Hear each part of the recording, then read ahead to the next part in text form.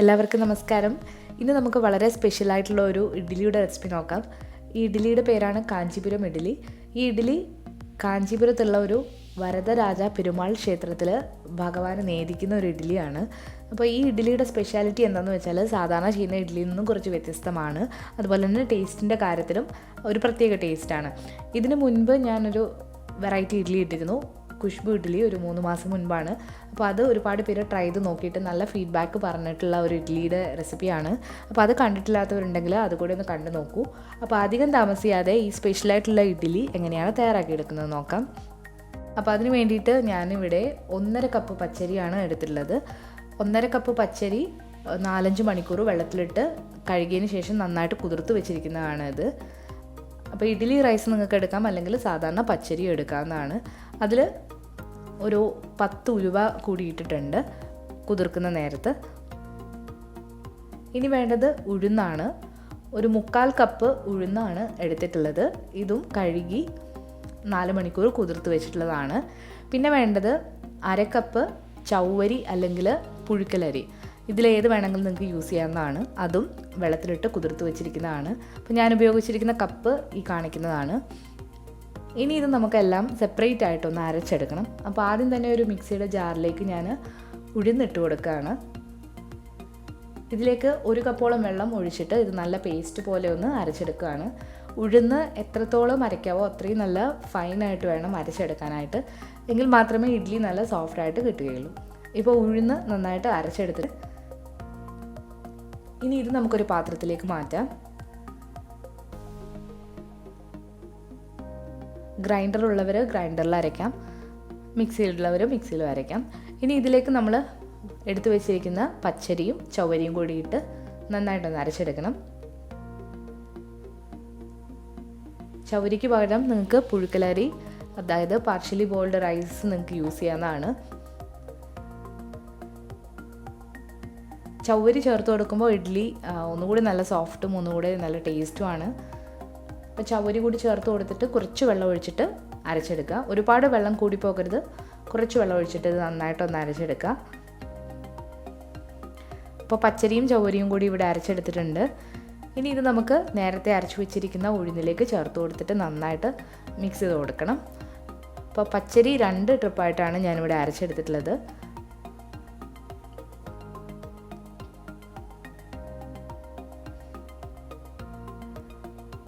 ഇപ്പോൾ നമ്മൾ പച്ചരി അരച്ച് ചേർത്തിട്ടുണ്ട്.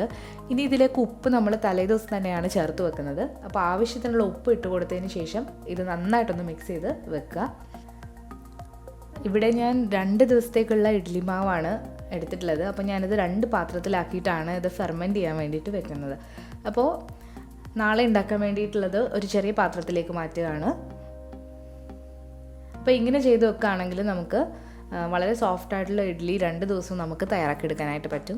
അപ്പോൾ 2 പാത്രത്തിലാക്കിയിട്ടുണ്ട്. ഇനി ഇത് ഞാൻ ഓവൻ്റെ ഉള്ളിൽ വെച്ചിട്ടാണ് ഇത് ഫെർമെൻറ്റ് ചെയ്യുന്നത്. അപ്പോൾ ഓവൻ്റെ ഉള്ളിൽ ലൈറ്റ് ഇട്ടതിന് ശേഷം അടച്ചിട്ട് വെക്കും.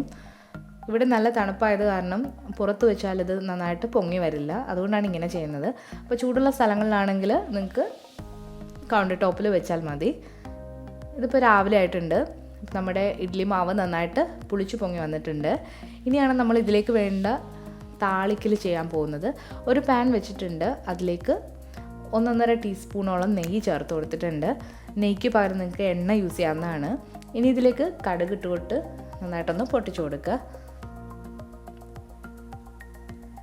അപ്പോൾ കടുകൊന്ന് പൊട്ടി വന്നതിന് ശേഷം ഇതിലേക്കൊരു 1/2 ടീസ്പൂണോളം ജീരകം ചേർത്ത് കൊടുക്കുകയാണ്. ജീരകത്തിൻ്റെ ടേസ്റ്റ് നിങ്ങൾക്ക് ഇഷ്ടമല്ലെങ്കിൽ ജീരകം ചേർത്ത് കൊടുക്കേണ്ട ആവശ്യമില്ല. പകരം നിങ്ങൾക്ക് ഉഴുന്ന് പരിപ്പോ കടലപ്പരിപ്പോ ഒക്കെ ചേർത്ത് കൊടുക്കാവുന്നതാണ്. ഇനി ഇതിലേക്ക് ഒരു പച്ചമുളക് പൊടിയായിട്ട് അരിഞ്ഞത്, ഒരു ചെറിയ കഷ്ണം ഇഞ്ചി പൊടിയായിട്ട് അരിഞ്ഞത് കൂടി ചേർത്ത് കൊടുത്തിട്ടുണ്ട്. കറിവേപ്പില കൂടി ചേർത്ത് കൊടുക്കാം. അപ്പോൾ ഇവിടെ എനിക്ക് കറിവേപ്പില കിട്ടാനില്ല, അതുകൊണ്ട് ഞാനിവിടെ ചേർക്കുന്നില്ല. ഇനി ചേർക്കുന്നത് കശുവണ്ടിയാണ്, ചെറുതായിട്ട് മുറിച്ച് വെച്ച കശുവണ്ടി. ഒരു നുള്ള് മഞ്ഞൾപ്പൊടി ചേർത്ത് കൊടുത്തിട്ടുണ്ട്. ഒരു നുള്ള് കായം കൂടി ചേർത്ത് കൊടുത്തു. ഇനി ഇത് നന്നായിട്ടൊന്ന് മിക്സ് ചെയ്തെടുക്കുക. ഇതിലേക്ക് നിങ്ങൾക്ക് കുരുമുളക് പൊടി വേണമെങ്കിൽ കുരുമുളക് പൊടി കൂടി ചേർത്ത് കൊടുക്കാവുന്നതാണ്. അപ്പോൾ നമ്മുടെ താളിക്കൽ ഇവിടെ റെഡി ആയിട്ടുണ്ട്. ഇനി ഇത് നമ്മൾ ഈ പുളിച്ചു വന്നിരിക്കുന്ന മാവിലേക്ക് ഒഴിച്ചു കൊടുത്തിട്ട് നന്നായിട്ടൊന്ന് മിക്സ് ചെയ്തെടുക്കണം. മഞ്ഞൾപ്പൊടിയുടെയൊക്കെ അളവ് നിങ്ങൾക്ക് നിങ്ങളുടെ ഇഷ്ടത്തിനനുസരിച്ചിട്ട് ചേർത്ത് കൊടുക്കാവുന്നതാണ്. ചേർത്ത് കൊടുത്തില്ലെങ്കിലും പ്രശ്നമില്ല. മിക്സ് ചെയ്യുമ്പം ഓവറായിട്ടിട്ട് മിക്സ് ചെയ്യാതിരിക്കാൻ ശ്രദ്ധിക്കുക. മാവ് കുറച്ച് ലൈറ്റ് ആയിരിക്കണം, എങ്കിൽ മാത്രമേ നല്ല സോഫ്റ്റായിട്ടുള്ള ഇഡ്ഡലി കിട്ടുകയുള്ളൂ. അപ്പോൾ ഇഡ്ഡലി തട്ട് ഞാനിവിടെ ചൂടാകാനായിട്ട് വെച്ചിട്ടുണ്ട്. അതിലേക്ക് ഓരോ തവി മാവ് വീതം കോരി ഒഴിച്ചിട്ട് നമുക്കിത് ആവി കയറ്റി എടുക്കാം.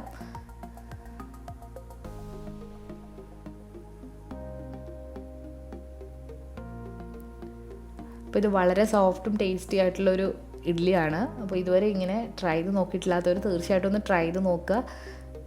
അപ്പോൾ 2 തട്ട് ഇഡ്ഡലിക്കുള്ള മാവാണ് ഞാനിപ്പോൾ എടുത്തിട്ടുള്ളത്. 12 ഇഡ്ഡലി ഈ പകുതി മാവ് വെച്ചിട്ട് ഞാൻ തയ്യാറാക്കിയിട്ടുണ്ട്. ഇനി ഇത് അടച്ചു വെച്ചിട്ട് ഒരു 15 മുതൽ 20 മിനിറ്റ് വരെ നമുക്കൊന്ന് ആവി കയറ്റിയെടുക്കാം. ഇപ്പോൾ ഒരു 20 മിനിറ്റ് കഴിഞ്ഞിട്ടുണ്ട്. നമ്മളുടെ ഇഡ്ഡലി ആവിയൊക്കെ വന്നിട്ട് നന്നായിട്ട് വെന്ത് വന്നിട്ടുണ്ട്. അപ്പോൾ നല്ല സോഫ്റ്റായിട്ടുള്ള ഇഡ്ഡലിയാണ്. ഈ ഇഡ്ഡലി തണുത്തതിന് ശേഷം മാത്രം ഇഡ്ഡലി തട്ടിൽ നിന്ന് മാറ്റിയിട്ട് എടുക്കാവുന്നതാണ്. അപ്പോൾ ചട്നിയുടെയും സാമ്പാറിൻ്റെയൊക്കെ കൂടെ കഴിക്കാനായിട്ട് നല്ല ടേസ്റ്റി ആയിട്ടുള്ളൊരു ഇഡ്ഡലിയാണ്. അപ്പോൾ ഇതിൻ്റെ കൂടെ ഞാനിവിടെ തക്കാളി ചട്നി ഉണ്ടാക്കിയിട്ടുണ്ട്. അപ്പോൾ തക്കാളി ചട്നിയുടെ റെസിപ്പി നിങ്ങൾക്ക് വേണമെങ്കിൽ കമൻസിലൂടെ അറിയിക്കാവുന്നതാണ്. അപ്പോൾ ഞാനത് അടുത്ത വീഡിയോ ആയിട്ട് അപ്ലോഡ് ചെയ്യാം. അപ്പോൾ ഈ ടേസ്റ്റി ആയിട്ടുള്ള ഇഡ്ഡലി എന്തായാലും നിങ്ങൾ ട്രൈ ചെയ്ത് നോക്കിയിട്ട് അതിൻ്റെ ഫീഡ്ബാക്ക് തീർച്ചയായിട്ടും അറിയിക്കുക. ഈ റെസിപ്പി ഇഷ്ടമായെങ്കിൽ നിങ്ങൾ ഈ വീഡിയോ ലൈക്ക് ചെയ്യാനും ഷെയർ ചെയ്യാനും കമൻറ്റ് ചെയ്യാനും മറക്കരുത്. അതുപോലെ തന്നെ പുതിയതായിട്ട് ചാനൽ കാണുന്നവരാണെങ്കിൽ സബ്സ്ക്രൈബ് ചെയ്തതിന് ശേഷം റൈറ്റ് സൈഡിലായിട്ട് കാണുന്ന ബെല്ലൈക്കൺ കൂടി ഒന്ന് പ്രസ് ചെയ്യണം. അപ്പോൾ പുതിയൊരു റെസിപ്പിയായിട്ട് വീണ്ടും വരാം. താങ്ക്